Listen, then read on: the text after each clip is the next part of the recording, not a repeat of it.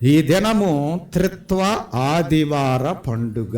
అంటే త్రిత్వాదివార పండుగ అంటే ఏదో ప్రత్యేకమని కాదు.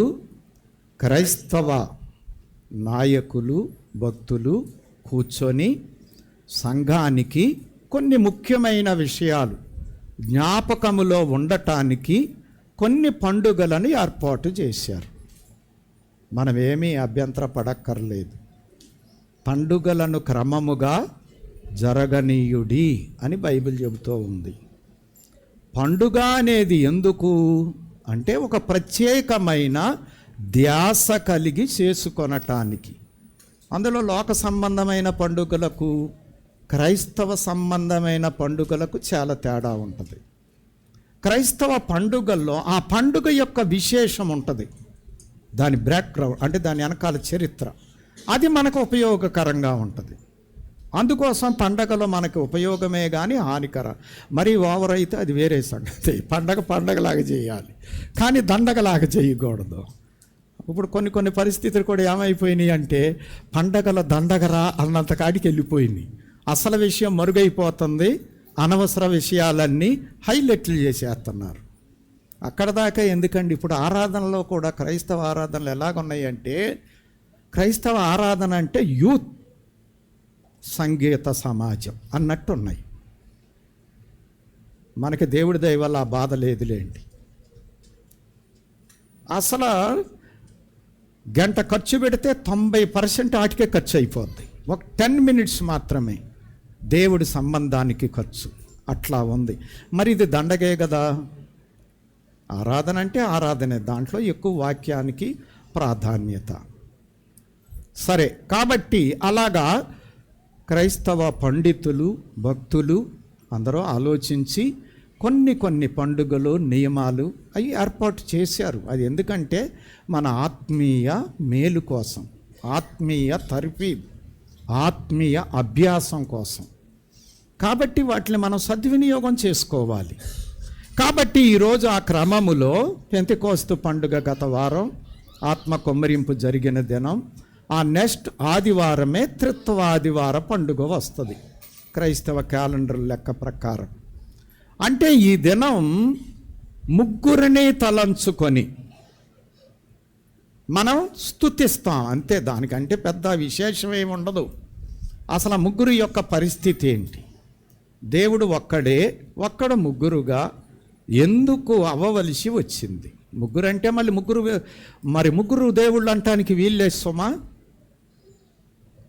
త్రిత్వము యొక్క తత్వం, త్రిత్వము యొక్క మర్మం, ఇది మనం అర్థం చేసుకోవాలి. అథనేషియా అనేటువంటి భక్తుడు, మిలాంగ్టన్ అనే లోదర గారి స్నేహితుడు అన్నాడట, నేను పరలోకం వెళ్ళిన తర్వాత నేను మొట్టమొదట తెలుసుకునే మర్మం త్రిత్వ మర్మము అన్నాడంట. అది ఇక్కడ నాకు అర్థం కాదు, నాకు అర్థం కాటలేదు. అక్కడికి వెళ్ళాక కానీ నేను దాని గురించి పూర్తిగా తెలుసుకోగలను అని అన్నాడని చెప్పి రాతల్లో మనం చూస్తాం. కాబట్టి ఈ త్రిత్వ ఆదివారమును గురించి ప్రతి సంవత్సరం మనం ధ్యానిస్తున్నాం. ఈ సంవత్సరం దైవ మానవ త్రిత్వ సంబంధ బాంధవ్యాలు. ఈరోజు మన అంశం ఏంటి అంటే దైవ మానవ త్రిత్వ సంబంధ బాంధవ్యాలు. అంటే దేవుడికి మనకి ఈ త్రిత్వములో నుండి ఎటువంటి సంబంధాలు ఉన్నాయి? బాంధవ్యాలు అంటే బాంధవ్యాలు అంటే బంధుత్వములో ఉండేటువంటి పరిస్థితులు అని కూడా అర్థం. బాంధవ్యం అంటే బంధం, ఇరువురి మధ్య ఉన్న సంబంధం. సరే, కొద్దిగా ఈ అంశాన్ని ఏదో మనకు అందినంత వరకు, మనకు తెలిసినంత వరకు. బైబిల్లో అంతా తెలిసిన వారు ఎవ్వరూ లేరండి. ఎంత ధ్యానించినా ఇంకా మిగిలి ఉండేదే ఎక్కువ ఉంటుంది, మనకు తెలిసిందే చాలా తక్కువ. అయినా మనం ప్రయత్నం చేస్తానే ఉండాలి, ధ్యానిస్తానే ఉండాలి, మానకూడదు. కాబట్టి ఈ సంబంధ బాంధవ్యాలలో త్రిత్వదేవునికి మనకి ఉన్నటువంటి ఈ సంబంధాన్ని కొద్దిగా ధ్యానం చేసుకుందాం. ఇందులో మొదటిది దేవుని సంబంధమైనది, రెండవది కుమారుడైన ప్రభువు సంబంధమైనది, మూడవది దేవుని ఆత్మ పరిశుద్ధాత్మ సంబంధమైనది. మీకు కొంచెం త్వరగా అవగాహన అవ్వటానికి, దేవుడు పురుషుడైతే మానవుడు స్త్రీతో పోల్చబడ్డాడు. అంటే అభ్యంతరపడవద్దు, మానవుడు అంటే మానవుడు కాదు. కానీ ఇప్పుడు యోధా సంఘం ఉంది, వాళ్ళందరూ స్త్రీ పురుషుల సంబంధము కలిగిన ప్రజానీకం, యోధా సంఘము అన్నారు. అంటే అక్కడ దేవుడు భర్త అయితే ఈ ఇశ్రాయేలు జనాంగమంతా కూడా భార్యగా, సంఘముగా ఎంచబడింది. అలాగే యేసుక్రీస్తు ప్రభువారు పురుషుడైతే ఆయన స్వరక్తమిచ్చి సంపాదించిన ఈ సంఘమును స్త్రీతో పోల్చారు. భార్యాభర్తల గురించి చెప్పి పౌలు గారి ఎఫ్సీ పత్రికలో నేను క్రీస్తును గురించి సంఘమును గురించి మాట్లాడుతున్నాను అని అన్నారు. అంటే భార్యాభర్తలతో పోల్చారు. కాబట్టి దేవుడు పురుషుడైతే,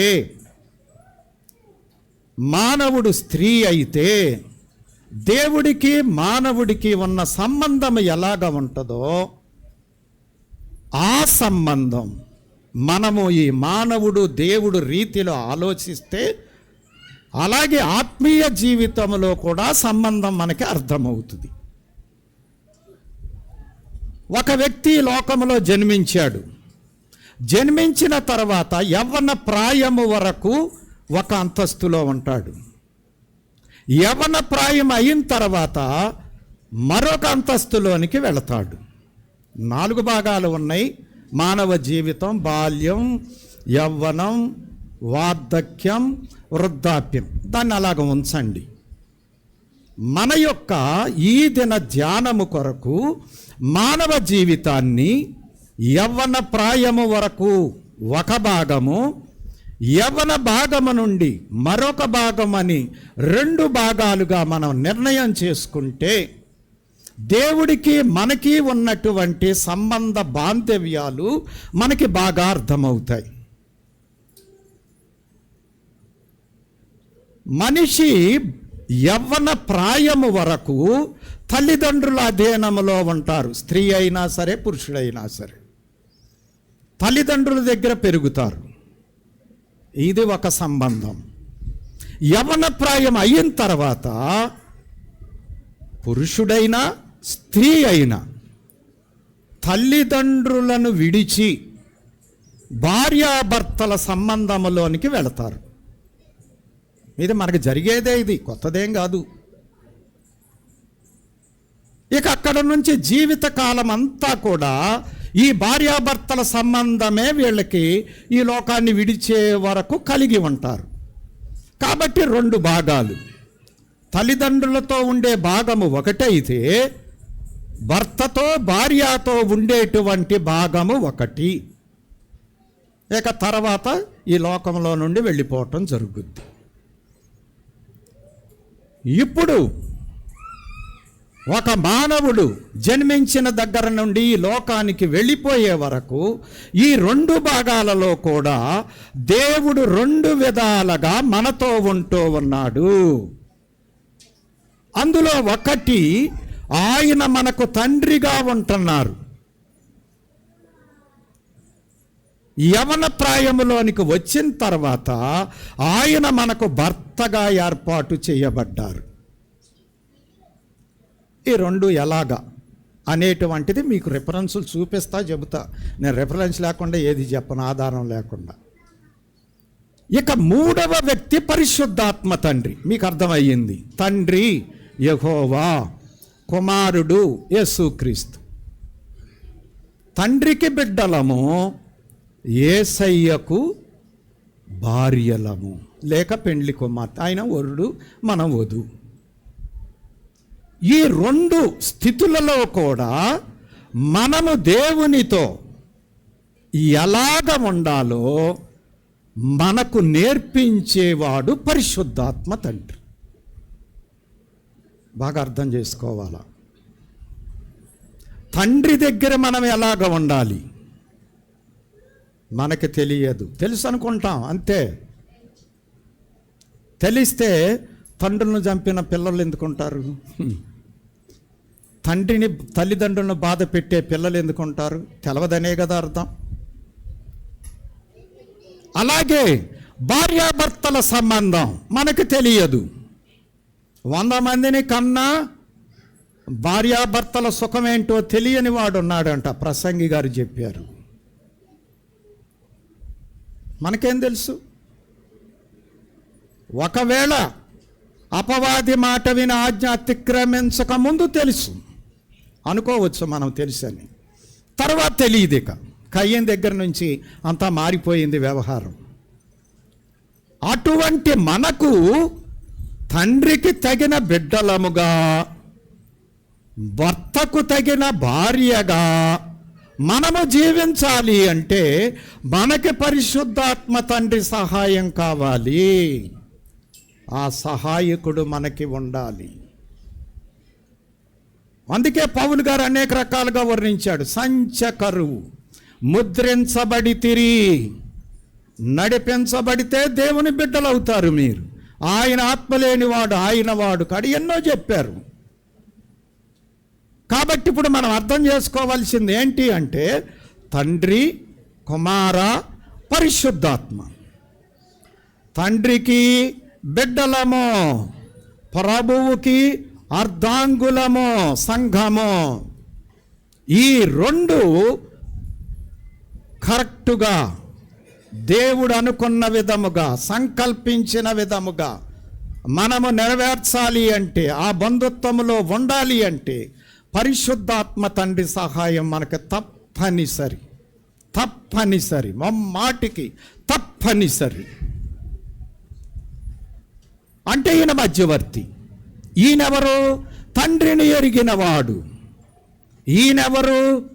ప్రభువుని ఎరిగినవాడు. కాబట్టి తండ్రిని ఎరిగినవాడు కాబట్టి తండ్రి దగ్గర నువ్వు ఎలాగ ఉండాలో నీకు నేర్పించగలడు. టీచర్లు మనకంటే ముందు బాగా చదువుకున్నారు, బీఈడీ చేశారు కాబట్టి మనకు చదువు నేర్పగలరు. మరి వాళ్ళు చదువుకొని బీఈడీ చేయకపోతే మనకు నేర్పలేరుగా, ట్రైనింగ్ అవ్వకపోతే. ఆ ఫీల్డ్లో వాళ్ళు బాగా ఆరితేరిన వాళ్ళై ఉండాలి కదా, బాగా ఎరిగిన వాళ్ళై ఉండాలి కదా. అలాగే పరిశుద్ధాత్మ తండ్రి తండ్రిని ఎరిగినవాడు. అలాగే పరిశుద్ధాత్మ తండ్రి ప్రభువుని ఎరిగినవాడు. ఎరిగినవాడు కాబట్టి ప్రభువుకు తగినటువంటి వధువుగా మనల్ని సిద్ధపరచగలడు. బైబిల్లో కూడా ఈ ఉదాహరణకు సరిపడినటువంటి వృత్తాంతాన్ని దేవుడు రాయించాడు. ఉదాహరణకి రెబెకాని ఎలియాజరు సిద్ధం చేసుకొని తీసుకొచ్చాడు. అబ్రహామును గురించి అంటే తండ్రిని గురించి దాసుడైన ఎలియాజరుకు బాగా తెలుసు. అందుకే చెప్పుకుంటూ వచ్చాడు, నా యజమాని ఎలాంటి వాడు, దేవుడు ఇలాగ దీవించాడు, ఇలాగ బిడ్డల్ని ఇచ్చాడు, ఇస్సాకు అంతా ఇచ్చి కథ అంతా చెప్పగలిగాడు. అంటే అబ్రహామును గురించి పూర్తిగా ఎరిగిన వాడు ఎలియాజరు. ఈయన పరిశుద్ధాత్మకు గుర్తు. కాబట్టి ఇప్పుడు తండ్రికి ఇస్సాకు కొడుకైతే రెబెకా కోడలయ్యింది. ఇది మన వరుస. దేవుని వరుస ఏమిటి అంటే ఇస్సాకు కొడుకైతే రెబెకా కూతురు అయ్యింది. అందుకోసమే పెళ్లి కార్డు మీద పెళ్లి కొడుకు పెళ్లి కూతురు అంటాం, కానీ పెళ్లి కొడుకు పెళ్లి కోడలు అనం, పెళ్లి కూతురు పెళ్లి అల్లుడు అనం. అది దేవుని వరుస, ఇది మన వరుస, మనకు అర్థం అవుతాకి. అలాగే ఇప్పుడు తండ్రి దగ్గర బిడ్డలు ఎలాగ ఉండాలి అనేటువంటిది ఎలియాజరైన పరిశుద్ధాత్ముడు ఇస్సాకును సిద్ధపరిచాడు, అలాగే రెబెకమ్మను సిద్ధపరిచాడు. బాగా అర్థం చేసుకోవాలా. అలాగే రూతు గ్రంథం, ఎస్తేరు గ్రంథం ఈ 2 గ్రంథాలను ఒకటి చేసుకోవచ్చు మనం. ఎలాగా అంటే, ఇప్పుడు రూతు వధువుగా సిద్ధపడాలి, వరుడైనటువంటి బోయజుకు భార్య అవ్వాలి. కాబట్టి ఇప్పుడు నయోమి అనేటువంటి పరిశుద్ధాత్మకు గుర్తుగా ఉన్న నయోమి రూతును బోయజుకు సరిపడినటువంటి వధువుగా సిద్ధపరిచింది. ఎందుకంటే నయోమికి యూదుల యొక్క ధర్మమంతా తెలుసు, అదే రూతుకు నేర్పించింది.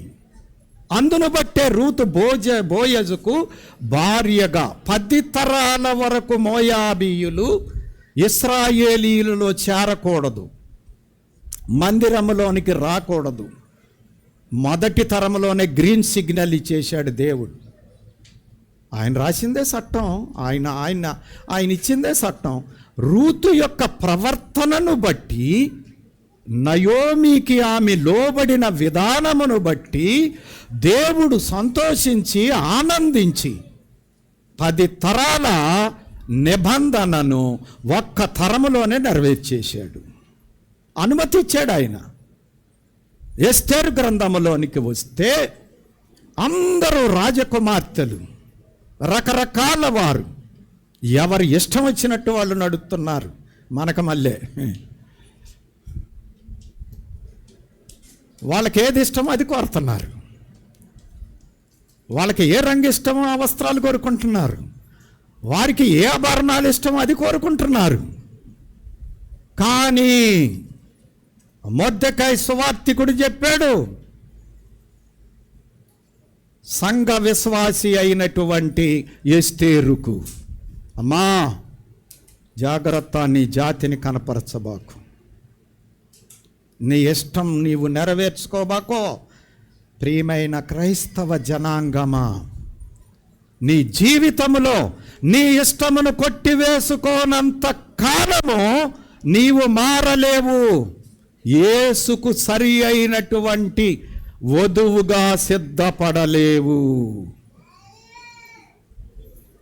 అందుకోసమే మొర్దెకై సలహా, ఏగే వశములోకి వెళ్ళిన ఎస్తేరు ఏగే చెప్పినట్లు చేసినది. ఆయన ఎక్కడ ఉంచితే అక్కడే ఉంది కోట్లో, ఆయన ఏమి సిద్ధపరిస్తే అదే వాడుకుంది, ఆయన ఏం చేయమంటే చేసింది. ఆయన మాటను ఎన్నడూ జవదాటలేదు. తన ఇష్టాన్ని, తన వంశాన్ని, తన జాతిని, తన గుణాన్ని అసలు కనపరచలేదు, మర్చిపోయింది. ఏగే ఇష్టమే తన ఇష్టం. ఏగే ఇష్టం అహష్వేరోసు రాజు యొక్క ఇష్టం. ఎందుకంటే అహష్వేరోసు రాజును గురించి ఎరిగిన వాడు ఏగే. ఆ రాజు ఇష్టానికి అనుకూలముగా ఎస్తేరును తయారు చేశాడు. అందరూ వెళుతున్నారు, తెల్లారిపాటికి ఉపపత్నుల భవనములోనికి వెళ్ళిపోతున్నారు. జీవితంలో మళ్ళీ పిలవబడవచ్చు, పిలవబడకపోవచ్చు. నీ ఇష్టం జరిగిస్తే యేసయ్య దగ్గర నీ స్థానం అది. ఏగే చెప్పినట్లుగా చేసిన ఎస్తేరు వంతొచ్చింది. అమ్మా పలానా రంగు బట్టలు కట్టుకో, చిత్తం మహాప్రభు. పలానా ఆభరణం వేసుకో అమ్మా, చిత్తమయ్యా. అలాగే రాజుగారి దగ్గరికి వెళ్ళిన తర్వాత ఇలాగ మాట్లాడాలి నీవు, ఇలాగ ప్రవర్తించాలి నీవు, ఆయనతో ఇలాగ ఉండాలి. అలాగేనయ్యా. అదే చేసింది ఎస్తేర్. రాజుగారికి ఎస్తేరును చూసినప్పుడు దయ పుట్టెను. అందరికీ దయ పుట్టింది. అందరి దయ వల్ల పెద్ద ప్రయోజనం ఏమీ లేకపోవచ్చు, కానీ అసలాయనికి దయ కలిగింది. రాణిగా సెలక్షన్ చేసుకొని తన పక్కన కూర్చోబెట్టుకోగలిగినటువంటి రాజుకు దయ కలిగింది. వెంటనే కిరీటము ఎస్తేరు మీద పెట్టాడు, రాణి అయిపోయింది. అహష్వేరోస్ రాజుగారికి భార్య అయిపోయింది, రాజ్యానికే రాణి. ఈ రెండు చరిత్రలు భార్య భర్తలు, అంటే భర్త దగ్గర భార్య ఎలాగ ఉండాలి అనే దాన్ని సూచిస్తూ దేవుడు పరిశుద్ధాత్మ ద్వారా, ఎంత చక్కని గ్రంథం అండి బైబిల్ గ్రంథం. అర్థమవుతుందా ప్రియుడా? చదువు బైబిల్ గ్రంథాన్ని. అసలు నువ్వు అర్థం చేసుకుంటూ చదివితే నువ్వు అన్నం తిన్నానా తినలేదే వాళ్ళని మర్చిపోతావు. బైబిల్ రీడింగ్లోకి మనసు పెట్టి నువ్వు చదువుకుంటే నువ్వు ఆ రోజు భోజనం చేసావో చేయలేదు కూడా మర్చిపోతావు. అంత చక్కని విషయాలున్నాయి దేవుని గ్రంథములో. కాబట్టి తల్లిదండ్రుల సంబంధాన్ని తెలియజేస్తూ 24వ అధ్యాయం ఆదికాండములో రాయించారు దేవుడు. అలాగే రూతు ఎస్తేరు గ్రంథాలలో భార్యాభర్తల సంబంధాన్ని బట్టి పరిశుద్ధాత్మ యొక్క పనిని తెలియజేస్తూ వ్రాయించారు దేవుడు. మీకు అర్థమైపోయింది. అవసరమైన సంగతంతా మీకు చెప్పటం జరిగింది. ఇప్పుడు కొంచెం 3 కొద్దిగా వివరిస్తాను. ఇప్పుడు మనసు పెట్టి జాగ్రత్తగా వినండి. మొదటిది, దేవుడు యెహోవా తండ్రి బిడ్డల సంబంధం. యెషయా గ్రంథము 64వ అధ్యాయము 8వ వచనం.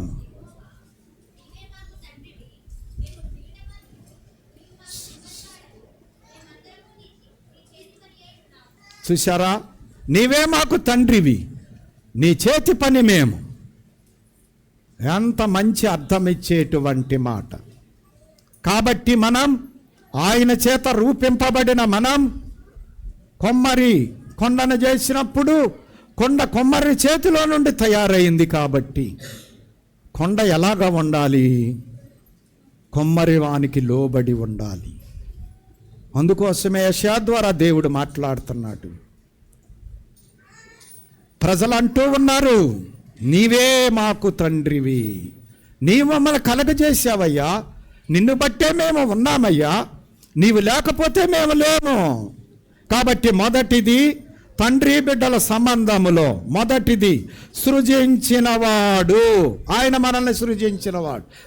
మనమే సృజించుకోలేం. మనమే తయారు కాలేదు. మనమే పుట్టలేదు. లేకపోతే ఏ అణువులో నుండో ఏ జంతువులో నుండో మనము రాలేదు.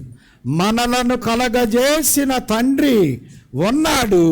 ఆయన సృజించగా మనము సృష్టింపబడ్డాం, నిర్మించబడ్డాం. ఆదికాండం 1వ అధ్యాయం 27వ వచనం. మైకులో చదవండి అమ్మా. లేదా మైకు మైక్ ఇవ్వండి. కాబట్టి దేవుడు మన స్వరూపమందు మన పోలికలో నరులను చేయుదమని ఆలోచించి వారిని చేసెను, స్త్రీనిగాను పురుషునిగాను చేసెను. కాబట్టి ఆయన మనల్ని సృజించాడు. రెండవ సంగతి, ఆయన మనకు సంరక్షకుడు. అంటే మనల్ని అన్ని విధాల కాపాడేవాడు, భద్రపరిచేవాడు. యోబు గ్రంథము 10వ అధ్యాయము 12వ వచనము. జీవమును అనుగ్రహించి నా ఎడల కృప చూపితివి, నీ సంరక్షణ చేత నా ఆత్మను కాపాడితివి. ఆయన మనకి సంరక్షకుడు అన్ని విషయాలలో. 121వ కీర్తనలో ఉంది, ఆయన కునుకడు నిద్రపోడు, నిన్ను కాపాడేవాడు. నీ రాకపోకల్లో నీకు తోడుగా ఉంటాడు. అంటే రాక అంటే ఈ లోకంలోనికి, పోక అంటే ఈ లోకం, అంటే పుట్టిన కాడి నుంచి చనిపోయే వరకు ఆయనే మనకు సంరక్షకుడు. సంరక్షకుడు అనే మాటలో 2 అర్థాలు కూడా ఉన్నాయి. ఒకటి పోషించడం, అంటే కావలసినవన్నీ. అలాగే మనల్ని భద్రపరచటం, అపాయాల బారి కాకుండా. మూడవ సంగతి ఏమిటి అంటే అన్ని సదుపాయములు చేయువాడు. మనకు కావలసినవన్నీ ఆయన సిద్ధపరిచినవాడు. యెషయా గ్రంథం 49వ అధ్యాయం 15వ వచనం. స్త్రీ తన గర్భమున పుట్టిన బిడ్డను కరుణింపకుండా తన చంటి పిల్లను మరచునా, వారైనా మరచుదురు గాని నేను నిన్ను మరువను. దేవుడు అంటున్నాడు, ఒకవేళ నీ తల్లి తండ్రి నిన్ను మరిచినా నేను మరువను. నిన్నెప్పుడు జ్ఞాపకం చేసుకుంటాను. అంటే అర్థం ఏంటి? మన జీవిత కాలమంతటిలో మనకు అవసరమైన ప్రతి దానిని దేవుడు మన కొరకు సిద్ధపరిచి ఉంచాడు. నువ్వేం కంగారు పడక్కర్లేదు. ఇది తెలియని వాళ్ళు కంగారు పడతారండి. అందుకోసమే దేవుడిని వదిలిపెట్టి, దేవుడి పద్ధతులు వదిలిపెట్టి ఉరుకులు పెడుతున్నారండి. పిచ్చివాడ, ఎందుకు నీ ఉరుకులు? కింద పడి ఎదురు దెబ్బలు తగిలి ముఖం, మోకాళ్ళు అన్నీ కూడా గాయాలు చేసుకుంటానికి తప్ప లోకంలో నీ పరుగు దేనికి ఉపయోగం? నిన్ను గాని పిలిచిన దేవుడు విడిచిపోవునా మరిచిపోవునా? దినకరన్ గారు పాడుకున్నారు. సోలిపోవలదు మనసా సోలిపో. వారి అనుభవాల్లో నుంచి వచ్చిన పాటలండి. అనుభవించారు, వాళ్ళు పాడుకున్నారు. మరి మన అనుభవాలు ఏంటి? మన అనుభవాల్లో నుండి వచ్చిన కీర్తనలు ఏమిటి? ట్యూన్ రాగాలు తీసుకుంటున్నావా మన జీవితంలో? దేవుడికి మనకి తండ్రి బిడ్డల్లాంటి సంబంధం ఉందని, ఆ సంబంధం మనకు అర్థమయ్యిందా? అర్థమైతే నువ్వు చింత లేకుండా ఉంటావు. నాకేమీ కొదోవా నాదుడు, నాకేం కొదువిక నా తండ్రి ఉండంగా, నా దేవుడు ఉండంగా. భూమిని ఆకాశమును అందులో ఉన్న సమస్తమును నీ కోసం చేసిన దేవుడు నిన్ను మర్చిపోతాడా? ఎవరి కోసం చేశాడు ఈ భూమిని? ఎవరి కోసం చేశాడు ఈ ఆకాశాన్ని? ఎవరి కోసం చేశాడు ఈ వృక్షాలు? ఎవరి కోసం చేశాడు ఈ నదులు?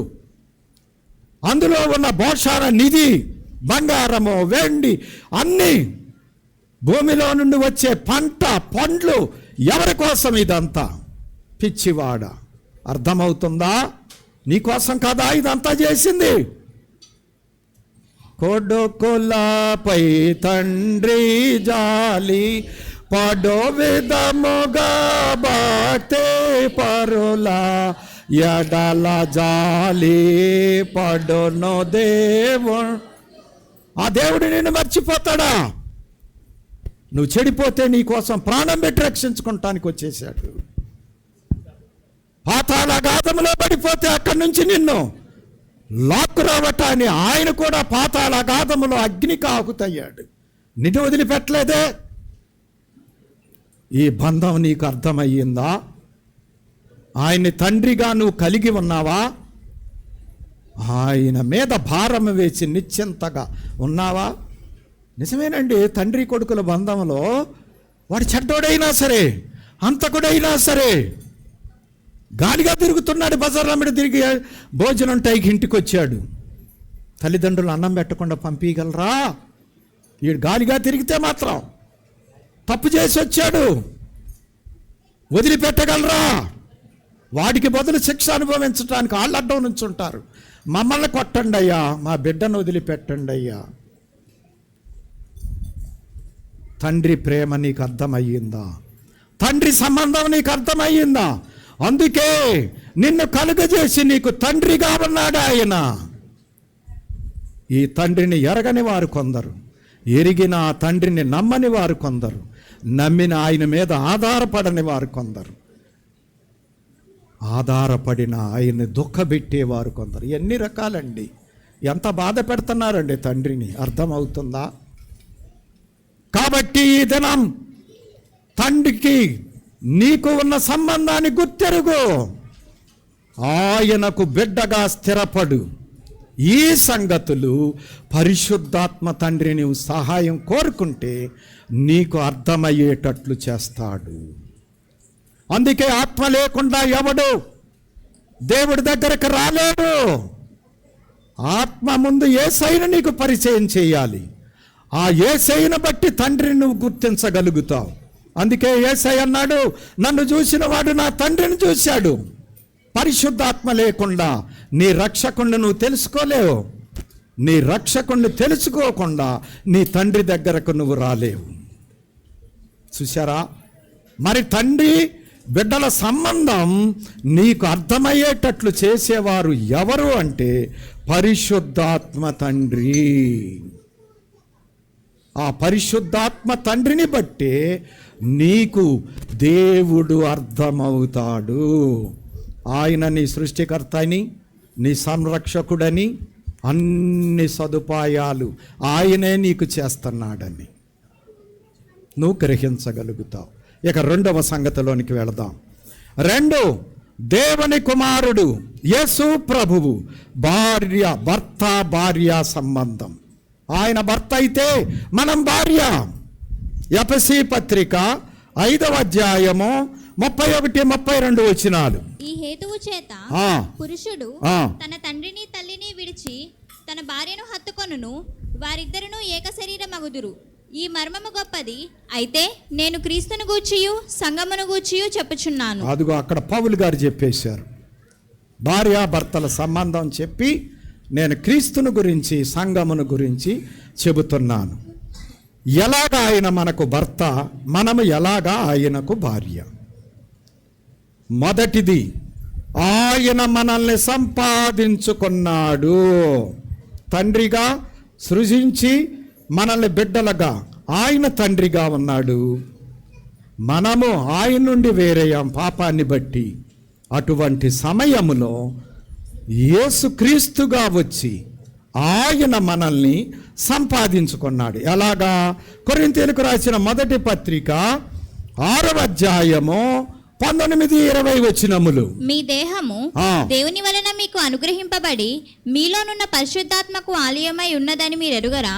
మీరు మీ సొత్తు కారు, విలువ పెట్టి కొనబడిన వారు గనుక మీ దేహముతో దేవుని మహిమపరచుడి. చూడండి, ఇక్కడ చెబుతున్నారు పౌలు గారు, మీరు మీ సొత్తు కాదు, విలువ పెట్టి కొనబడిన వారు. యేసయ్య తన రక్తముతో నిన్ను కొన్నాడు. ఇంకో వచనం కూడా చదవండి, 20-28 అపొస్తలుల కార్యాలు. దేవుడు తన స్వరక్తమిచ్చి సంపాదించిన తన సంఘమును చాలు స్వరక్తమిచ్చి సంపాదించిన సంఘం. యేసయ్య తన ప్రాణమును పెట్టి నిన్ను భార్యగా సంపాదించుకున్నాడు.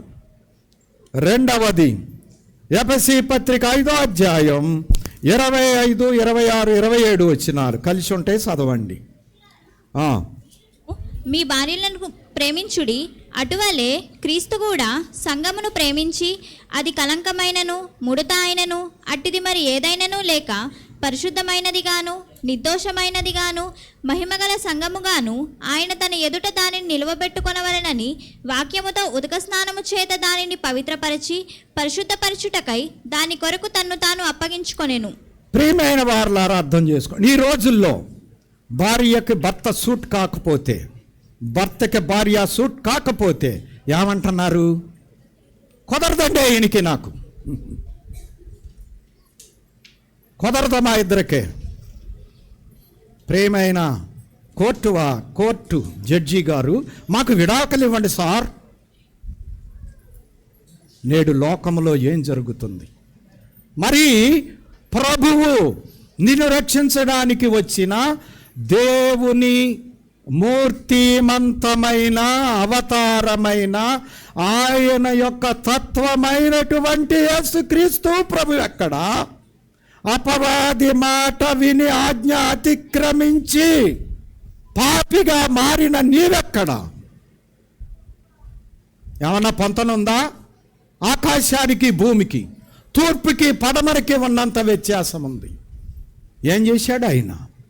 తన ఎదుట పరిశుద్ధముగాను నిర్దోషముగాను నిలువబెట్టుకొనవలెనని తన సమస్తాన్ని అర్పించడానికి సిద్ధపడి తను ఈ పాపి స్థానములోనికి వచ్చి ఈ పాపిని తన స్థానములోనికి మార్చుకొని, ఎవరు వస్తారండి?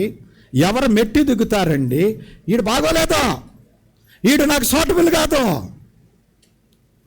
జాగ్రత్త. దేవుడున్నాడు, దేవుడి నియమం ఉంది. ఈ రీతిని ఆలోచించిన వాళ్ళు ఈ లోకములో సుఖపడిన చరిత్ర నేను ఇంతవరకు చూడలేదు.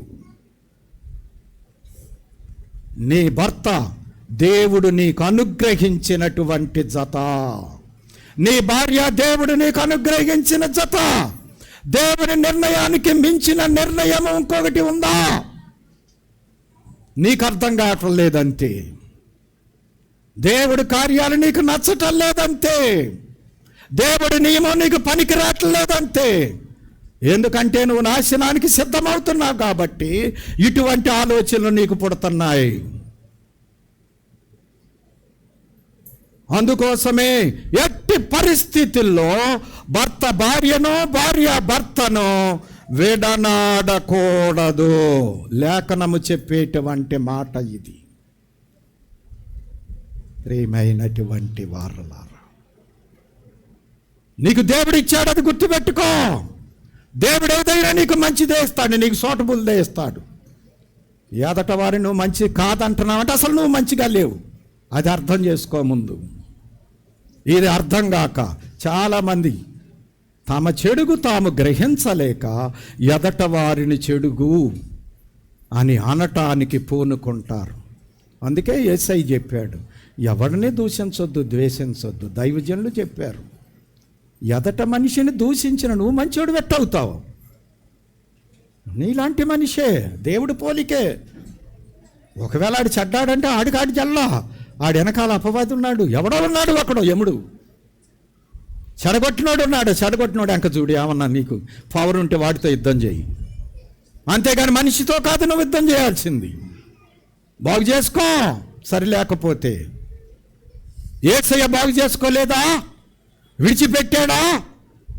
నీకోసం ఎంత దూరమైనా రావటానికి ఇష్టపడ్డాడు. అగ్నిగుండంలో పడటానికి ఆయన ఇష్టపడ్డాడు. అధమ పాపి యొక్క శిక్ష అనుభవించడానికి ఇష్టపడి దప్పిగొనుస్తున్నానని గావు కేక వేశాడు. కాబట్టి ఆయన స్వీకరించాడు నిన్ను. నువ్వు పాపివని చెప్పి, ఆయనకు జత కాదని చెప్పి, ఆయనకు సరిపోవని చెప్పి నిన్ను తృణీకరించలేదు. ఆయన అట్టనుకుంటే ఏ మానవుడు కూడా నరకమును దాటి రాలేడు. ఆయన ప్రేమించాడు కాబట్టి, తన ప్రాణాన్ని సైతం ఇవ్వటానికి ఇష్టపడ్డాడు కాబట్టి నీవు నేను మానవులందరూ బాగుపడ్డారు, పాపము నుండి విడిపించబడ్డారు, నరకము నుండి తప్పింపబడ్డారు, దేవుని రాజ్యానికి, పరలోక రాజ్యానికి వారసులయ్యారు. స్వీకరించాడు ఆయన. నీ స్థితిని చూడలేదు ఆయన. నిన్ను ప్రేమించి నీ కొరకు ఎంత చేయాలంత, ఏం చేయాలంత చేసి రక్షించుకున్నారు. కాబట్టి ఆయన నిన్ను స్వీకరించాడు కానీ తృణీకరించలేదు. మూడవది, సహనివాసిగా చేర్చుకునేవాడు. ఆయన తనతో కూర్చుండబెట్టి తన పక్కన సహనివాసిగా అంటే మనలను ఆయన సహవాసములో, ఆయన ప్రక్కన, ఆయన భార్యగా కూర్చోబెట్టుకునే అంతవరకు ఆయన మనలను ప్రేమించి మనలను వదిలిపెట్టకుండా ఆయనతో జత చేసుకుంటానికి ఇష్టపడ్డాడు. యోహాను సువార్త 14:2-3 మీ హృదయమును కలవరపడనీయకుడి, దేవుని యందు విశ్వాసముంచుచున్నారు, నా యందును విశ్వాసముంచుడి. నా తండ్రి ఇంట అనేక నివాసములు కలవు, లేని ఎడల మీతో చెప్పుదును, మీకు స్థలము సిద్ధపరచ వెళ్ళుచున్నాను. మరలా వచ్చి నేనుండు స్థలములో మీరును ఉండులాగున మిమ్ములను తీసుకొని వెళ్ళుదును. చూశారండి, ప్రభు చేయవలసిందంతా చేసి మీకు నివాసం స్థలం సిద్ధపరుస్తాను, మళ్ళీ వస్తాను, తీసుకొని వెళతానని చెప్పి వెళ్ళాడు. కాబట్టి ఈయన వరుడు మనలను వధువుగా చేసుకున్నాడు. అందుకోసం ఆయన సంపాదించుకున్నాడు తన ప్రాణం పెట్టి. మనము మత్స, ముడత, కళంకం ఎన్ని ఉన్నా అన్నిటినీ కడిగి పరిశుద్ధులముగా, నిర్దోషులముగా చేసుకొని స్వీకరించాడు, స్వీకరించి చేసుకున్నాడు. అలాగే మూడవదిగా, నేనుండు స్థలములో మీరు ఉండేలాగున వచ్చి మిమ్మల్ని తీసుకొని వెళతాను అని చెప్పి వెళ్ళాడు, మళ్ళీ రాబోతూ ఉన్నాడు. ఇది భార్యాభర్తల సంబంధం. అంటే ఆయన మనల్ని వరించి వివాహము చేసుకుంటానికి నిర్ణయించుకున్నాడు. తండ్రి దగ్గర మనం బిడ్డలుగా ఉండటానికి సిద్ధపడాలి, భర్త దగ్గర భార్యగా మనం సిద్ధపడాలి. ఈ సిద్ధపాటు మనకెవరు కలిగిస్తారు? అంటే పరిశుద్ధాత్మ తండ్రి. యేసుకు తగినటువంటి వధువుగా నిన్ను సిద్ధపరిచేవాడు పరిశుద్ధాత్మ తండ్రి. ఈ లోకంలో నిన్ను ఎవ్వరూ సిద్ధపరచలేరు. అలాగే పెళ్లి కూతురును కూడా పెళ్లి సమయం అప్పుడు పేరంటాలు సిద్ధపరుస్తారు, అనుభవజ్ఞులు, అనుభవం కలిగిన స్త్రీలు, పెద్దలు పెళ్లి కుమార్తెను అలంకరిస్తారు. ఓయిలు, ఆ కిరీటం, ఆ కొప్పులు ఇవన్నీ అలంకరించి చక్కగా వేదిక మీదకి తీసుకొస్తారు. అలాగే యేసయ్య నిన్ను వధువుగా ప్రదానం చేసుకొని వెళ్ళాడు. మరలా వచ్చి పెళ్లికి తీసుకెళ్ళబోతున్నాడు. ఇప్పుడు పెళ్లికి నిన్ను సిద్ధపరిచేవాడు పరిశుద్ధాత్మ తండ్రి. నయోమిలాగా, హేగేలాగా ఎలాగ సిద్ధపరుస్తాడు? టకటక 4 వాక్యాలు చెప్తాను, చదవండి మీరు. 3వది, దేవుని ఆత్మ, పరిశుద్ధాత్మ సహాయకుడు, సిద్ధపరుచువాడు. బాగా అర్థం చేసుకోండి. తండ్రి బిడ్డలం, భర్త భార్య, ఇది మన సంబంధం, మన జీవితానికి చాలు. ఈ తండ్రి బిడ్డలుగా, భార్య భర్త భార్యగా మనము వారికి తగినట్లుగా సిద్ధపరిచేవాడు పరిశుద్ధాత్మ తండ్రి. ఎందుకంటే తండ్రిని ఎరిగినవాడు, అలాగే వరుణ్ణి ఎరిగినవాడు, మనల్ని తయారు చేయటానికి సరిపడినవాడు. అందుకే తండ్రి వాగ్దానం చేశారు, కుమారుడు వాగ్దానం చేశారు, ఆత్మను మనకి అనుగ్రహించారు. ఆ ఆత్మ మనకి ఎలాగ సహాయపడుతున్నాడు? యోహాను సువార్త 14వ అధ్యాయం 16వ వచనం. నేను తండ్రిని వేడుకొందును, మీ యొద్ద ఎల్లప్పుడూ నుండుటకై ఆయన వేరొక ఆదరణకర్తను అనగా సత్యస్వరూపియకు ఆత్మను మీకు అనుగ్రహించును. తండ్రి వాగ్దానం చేశారు. యోవేలు 14, యోవేలు 2వ అధ్యాయం 28, 29 వచనాల్లో అంత్యదినములు అందరి మీద ఆత్మను కుమ్మరిస్తానని. అది తండ్రి వాగ్దానం. ఇది కుమారుడు చెప్పే వాగ్దానం. అనుగ్రహించబడిన పరిశుద్ధాత్మ తండ్రి మనకి ఎలాగ సహాయపడతాడు? యోహాను సువార్త 16వ అధ్యాయం 13వ వచనం. అయితే ఆయన అనగా సత్యస్వరూపి అయిన ఆత్మ వచ్చినప్పుడు మిమ్మును సర్వసత్యములోనికి నడిపించును. ఆయన తనంతట తానే ఏమీయూ బోధింపక వేటిని వినును వాటిని బోధించి సమీపింపబోవు సంగతులను మీకు తెలియజేయును. చూశారా? పరిశుద్ధాత్మ తండ్రి సంగతులను మనకి తెలియజేయును. అంటే సత్యాన్ని మనకి బయలుపరుస్తారు. మనం అనుకుంటాం మనకు సత్యం తెలుసని. సత్యము ఆత్మ తండ్రి బయలుపరచకపోతే మనకు తెలియదు. తెలుసు అనుకుంటాం, అంతే, పొరపాటు అది. ఏదైనా సరే పరిశుద్ధాత్ముడు నిర్ధారణ చేయకపోతే, మనకు బయలుపరచకపోతే మనము సత్యాన్ని ఎరగము. అందుకోసమే ఆత్మ మనల్ని సత్యములోనికి నడిపిస్తాడు. యేసయ్య సంగతులు, తండ్రి సంగతులు మనకి తెలియజేస్తాడు. మనం దేవుణ్ణి గురించి, అంటే తండ్రిని గురించి, మన భర్తను, మన ప్రియుని గురించి మనం తెలుసుకోవాలి అంటే పరిశుద్ధాత్మ తండ్రే మనకు తెలియజేయాలి. 2వది, ఒప్పింపజేయును. అదే 16వ అధ్యాయం 8వ వచనం. పాపమును గూర్చియు నీతిని గూర్చియు తీర్పును గూర్చియు లోకమును ఒప్పుకొన చేయును. అదిగో చూసారా? పరిశుద్ధాత్మ తండ్రి మనల్ని ఒప్పింపజేస్తాడు. పరలోకం ఉందని, తండ్రి ఉన్నాడని, యేసయ్య ఉన్నాడని, జరగబోయే భవిష్యత్తు ఉందని, ఈ సంగతులన్నీ చరిత్రను కానీ, వర్తమాన కాలమును కానీ, భవిష్యత్ కాలమును కానీ మనకి బయలుపరిచి ఒప్పింప నమ్మగలిగినట్లుగా చేయగలిగిన వాడే పరిశుద్ధాత్మ తండ్రి. ఆత్మ లేకపోతే మనకి ఏమీ తెలియదండి. దేన్ని ఒప్పుకోలేం, ఒప్పుకున్నట్టు నటిస్తామంతే. 3వది, హెబ్రీ పత్రిక 9వ అధ్యాయం 14వ వచనం. నిత్యుడగు ఆత్మ ద్వారా తన్ను తాను దేవునికి నిర్దోషినిగా అర్పించుకొనిన క్రీస్తు యొక్క రక్తము నిర్జీవ క్రియలను విడిచి జీవము గల దేవుని సేవించుటకు మీ మనస్సాక్షిని ఎంతో ఎక్కువగా శుద్ధి చేయును. ఇది చాలా ప్రాముఖ్యం అండి. మనస్సాక్షి శుద్ధి చేయబడాలి. మనస్సాక్షి శుద్ధి చేయబడితే మనిషి దేవుడి స్వాధీనంలో ఉంటాడు. మనసాక్షి దేవుడు మనలో ఆయన పక్షముగా పెట్టిన మరా అంటే మనసాక్షి దేవుడి విషయాలు మనకు తెలియజేస్తాడు. ఆ మనసాక్షిని మనం ఏం చేసామంటే మరి అణిసివేశాం. వాత వేయబడిన మనసాక్షి అని ఉంది బైబిల్లో. వాత వేయబడింది అంటే సత్యాన్ని గ్రహించే పరిస్థితుల్లో లేదు మనసాక్షి. మనసాక్షి చెడింది, పాడైపోయింది, నోరు నొక్కేశాం, మౌనం వహిస్తుంది, చెప్పి ఇసిగిపోయి. ఈ మనసాక్షిని ఆత్మ తండ్రి బ్రతికిస్తాడు. ఎలా బ్రతికిస్తాడు? యేసు రక్తము చేత ఎప్పటికప్పుడు శుద్ధి చేసి బ్రతికిస్తాడు.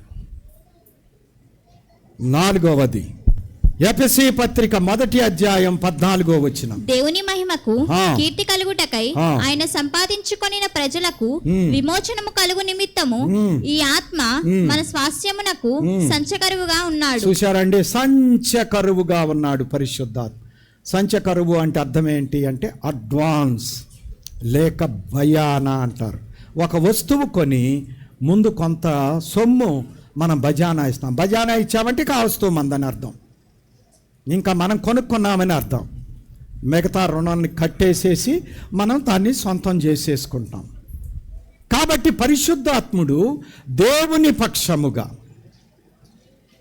ప్రభువు పక్షముగా మనకి సంచకరువుగా అంటే అడ్వాన్స్గా, బజానాగా, అంతకంటే ఇంకొక అర్థం చెబితే మీకు అర్థమవుతుంది. ఒక అబ్బాయికి ఒక అమ్మాయికి పెళ్లి నిశ్చయం చేసిన తర్వాత ఎంగేజ్మెంట్ అంటే నిశ్చితార్థ కార్యక్రమం చేస్తాం మనం. పెళ్లి కుమారుడు పెళ్లి కుమార్తెకి ఉంగరం పెడతాడు. ఎందుకు ఈ ఉంగరం? ఆ ఉంగరాన్ని చూసినప్పుడల్లా పెళ్లి కుమారుడు జ్ఞాపకం రావటానికి, ఆయనకి నాకు పెళ్లి జరగబోతూ ఉంది అనేటువంటి ధ్యాసలో జ్ఞాపకం చేసుకుంటానికి. అలాగే పరిశుద్ధాత్మ తండ్రి ప్రభువు పక్షముగా, తండ్రి పక్షముగా మన దగ్గర ఉంటూ ఉన్నాడు. వారికి అనుకూలముగా మనల్ని మలుస్తున్నాడు, తయారు చేస్తున్నాడు, అలంకరిస్తున్నాడు, సిద్ధపరుస్తున్నాడు. కాబట్టి సంచకరువుగా మనకి ఉంటున్నాడు ఆయన. ఈ 4 విషయాలు రక్షణకు సంబంధించినవి. అంటే తండ్రి దగ్గర మనం బిడ్డలుగా తీర్చిదిద్దబడటానికి ఆయన విషయాలు తెలపటం, ఒప్పింప చేయటం, అంటే రక్షణలోనికి నడిపించటం, ఎప్పటికప్పుడు మనసాక్షిని శుద్ధి చేసి తగిన విధముగా నడిపించటం. ఇది రక్షణ కార్యక్రమంలో జరిగేటువంటి సంగతి. ఇది రక్షణ అంతస్తు కలిగిన వారి స్థితిగతులు. ఇక అక్కడి నుంచి మనం ఎలాగ తయారవ్వాలి అంటే యవ్వన ప్రాయములో భర్తకు తగినటువంటి భార్యగా తయారవ్వాలి. ఒక 3 విషయాలు ఉన్నాయి. 3 రెఫరెన్సులు చెబుతాను, జాగ్రత్తగా చదవండి. కొరింథీయులకు రాసిన 1వ పత్రిక 12వ అధ్యాయం 4వ వచనం. నానా విధములుగా ఉన్నవి గాని ఆత్మ ఒక్కడే. చూడండి, కృపావరములు అనగా పరిశుద్ధాత్మ తండ్రి వరములతో మనల్ని అలంకరించేవాడు. వరములు అంటే అర్థం ఏంటి అంటే పెండ్లి కుమార్తె ఆభరణములు. పెండ్లి కుమార్తెలు ఏం చేస్తారు? అలంకరిస్తారు, ఆభరణాలతో అలంకరిస్తారు. అలాగే వరుడైనటువంటి క్రీస్తు ప్రభువుకు నీవు వధువుగా ఎలాగ అలంకరించబడాలి అంటే పరిశుద్ధాత్మ యొక్క వరములు. ఆ వరములు ఉన్నప్పుడే నీ పెనిమిటి నీ ద్వారా మహిమపరచబడతాడు. యేసు నామములో దయమా అంటే పారిపోతే నీకు నీ పెనిమిటికి ఏమొచ్చింది? మహిమ వచ్చింది, గుర్తింపు వచ్చింది, నీవు ఆయన భార్యవని, ఆయన నిన్ను చేసుకోబోతున్నాడని. అందుకే ఒక్క వరమైనా లేని వారు మేఘమెక్కలేరబ్బాయి అన్నారంట దైవజనులు. ఏదో ఒక వరమైన, కనీసం ఎంత పేద పెళ్లి కూతురుకైనా ఒక చిన్నము బంగారముతోనైనా తాలిబొట్టు చేపిస్తారు. అలాగే ఒక్క వరమైనా మనము సంపాదించుకోవాలంట. 12 వరాలు 14 వరాలు ఉన్నాయి, ఆత్మీచ్చే వరాలు. ఆ వరాల్లో కనీసం ఒక్క ఒక్క వరమైనా లేకపోతే మనము ఆత్మకు సంబంధించిన వాళ్ళమనటానికి రుజువు లేదు. వధువు అంతస్తు అని చెప్పటానికి వీల్లేదు. ఆభరణములు. అందుకోసమే పెళ్లి జరిగేటప్పుడు పెళ్లి కూతురు కంటే అంతగత్తెలు చాలామంది ఉండొచ్చు, కానీ పెళ్లి కుమార్తె యొక్క అలంకరణ, పెళ్లి కుమార్తె యొక్క విలువ పెళ్లి కుమార్తెదే.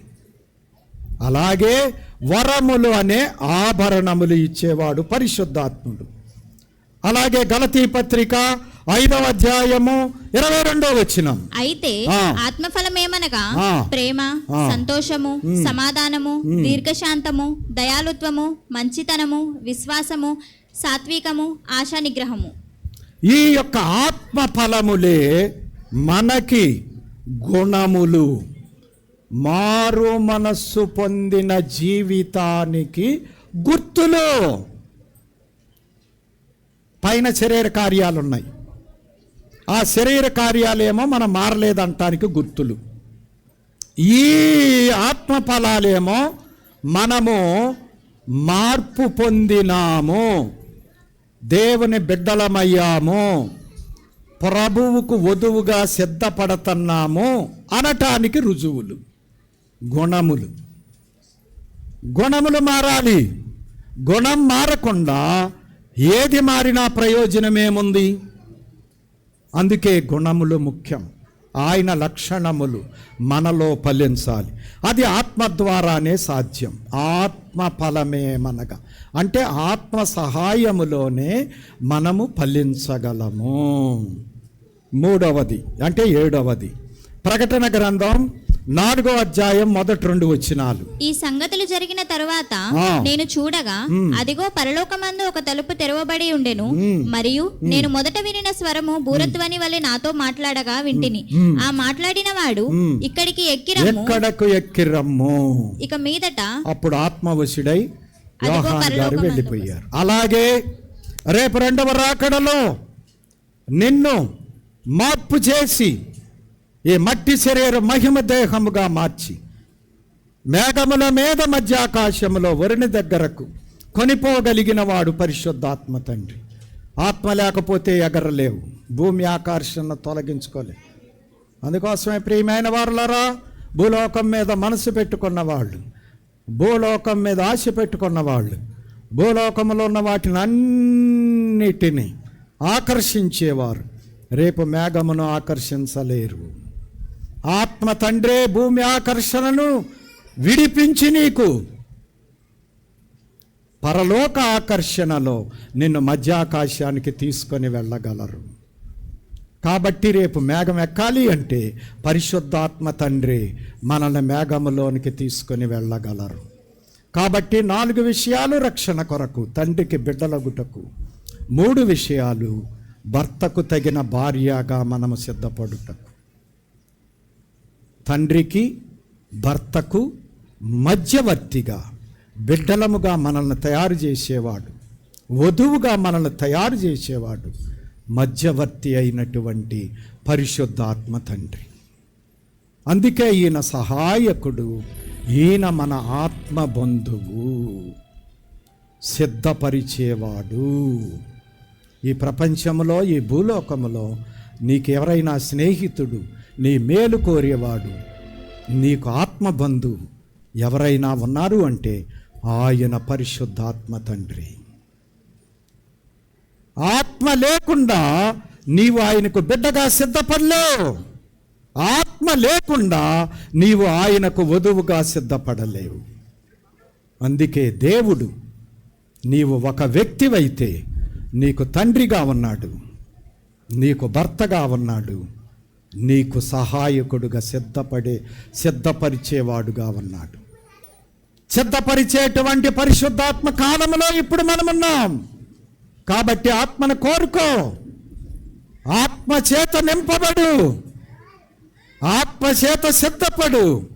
రేపు రాకడలో ఎత్తబడి క్రీస్తుకు వధువుగా పరమ తండ్రి లోకములో ఆయన బిడ్డగా, ఇదిగో దేవుని నివాసము మనుషులతో కూడా ఉన్నది, ఆ శ్రేష్టమైనటువంటి నివాసములోనికి చేరుకోవలసిన వారమై ఉన్నాం.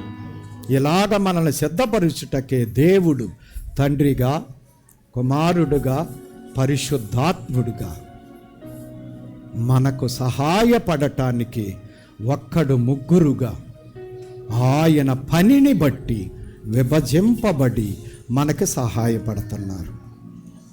ఎంత గొప్ప దేవుడండి! నీ మీద ఎంత ప్రేమండి! అర్థమవుతుందా నీకు? నువ్వు చేయాల్సింది ఒక్కటే, లోబడు. తండ్రికి లోబడు, క్రీస్తుకు లోబడు, పరిశుద్ధాత్మ వశములోనికి వెళ్ళిపో. నీ ఇష్టం కొట్టేసుకో.